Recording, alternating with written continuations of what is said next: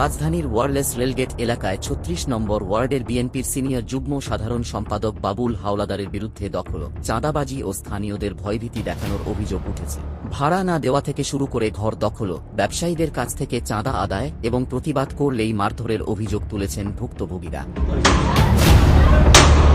স্থানীয়দের দাবি, দীর্ঘদিন ধরে এলাকায় প্রভাব খাটিয়ে নানা অনিয়ম করে আসছেন তিনি। ভুক্তভোগীদের অভিযোগ, কেউ দোকান চালাতে চাইলে দিতে হয় চাঁদা, আবার কেউ প্রতিবাদ করলে তাকে হুমকি, ভয়ভীতি এমনকি মারধরের শিকার হতে হয়। এই বাবুলের অত্যাচারে এই যে আমি এটা প্রতিবাদ করার পরে এই দেখেন আমারে এই যে কোপাইছে। এই আমার 2 রুম হারা খাইতে আছে, এটা আমার কিনা টাকার জমিন বেচা ঘর কিনছি। আমি যেটা একটা লাইট জ্বালাই ওটাতে আমার 500 টাকা না, একটা ফ্যান চালালে 500, টিভি চালালে 500।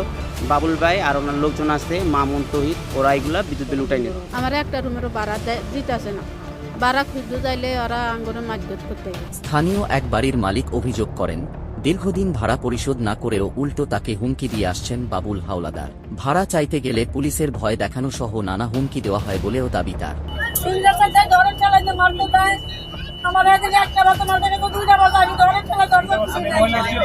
আমার জামাইরে জায়গায় জায়গায় মারতো, আমার জামাইরে এমন মারে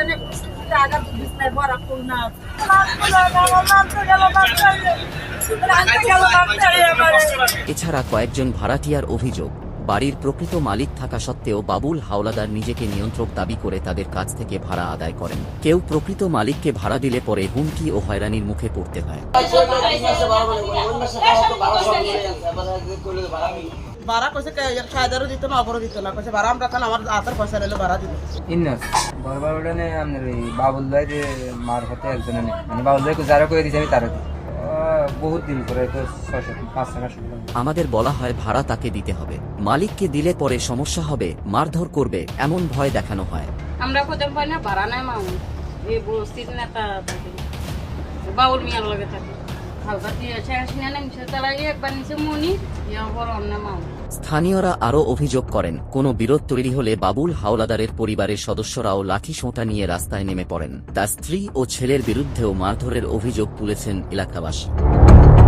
স্থানীয়দের দাবি, রাজনৈতিক পরিচয়ের প্রভাব খাটিয়ে দীর্ঘদিন ধরে এলাকায় আতঙ্ক তৈরি করা হয়েছে। তারা দ্রুত প্রশাসনের হস্তক্ষেপ ও সুষ্ঠু তদন্তের দাবি জানিয়েছেন।